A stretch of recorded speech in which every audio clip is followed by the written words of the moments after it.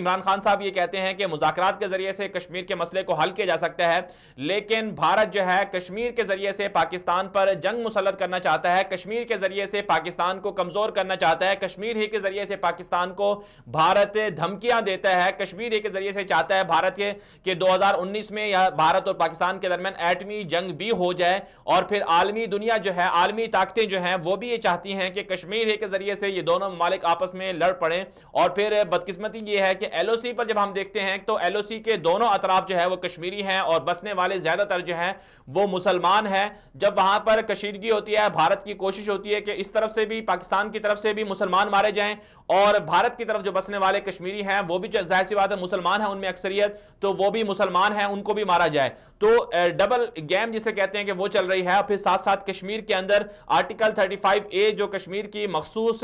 حیثیت کو واضح کرتا ہے بھارت کے اندر، بھارت نے اس آرٹیکل کو ختم کرنے کے لیے مودی سرکار نے درخواست بھی دے رکھی ہے، سپریم کورٹ میں کیس بھی چل رہا ہے، اور دوسری طرف سے کشمیری عوام جو ہے وہ سراپا احتجاج ہے۔ جو آرٹیکل 35A ہے اس کے مطابق ہندو جو ہے وہ کشمیر کے اندر رہ سکتے ہیں، ہندوؤں کو بسانے کا منصوبہ ہے، ہندوؤں کی آبادی بسائی جا رہی ہے، اور ہندوؤں کو لا کر کشمیر کے اندر کشمیری زمین پر قبضہ کروایا جا رہا ہے، جس طرح سے فلسطین کے اندر اسرائیل جو ہے وہ یہودی آبادکاری کرتا ہے، اسی طرح سے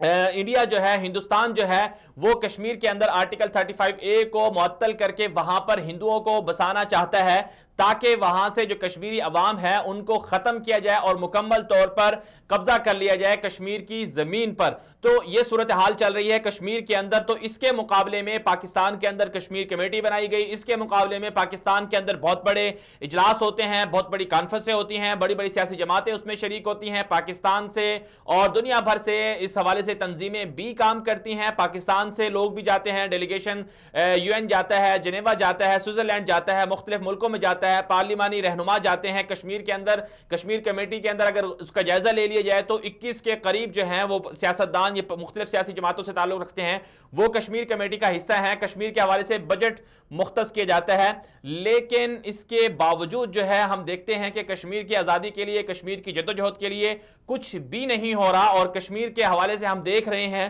کہ کشمیری عوام آج بھی پاکستان کی طرف نظریں اٹھاتے ہیں، پاکستان کی طرف دیکھتے ہیں۔ پھر اگر بات کر لی جائے کشمیر کے اندر کی تحریکوں کی بات کر لی جائے تو کشمیر کے اندر مختلف سیاسی جماعتیں ہیں اور مختلف تحریکیں جو ہیں وہ کام کر رہی ہیں، لیکن ان میں اختلافات نہیں ہیں، وہ آپس میں متحد ہیں۔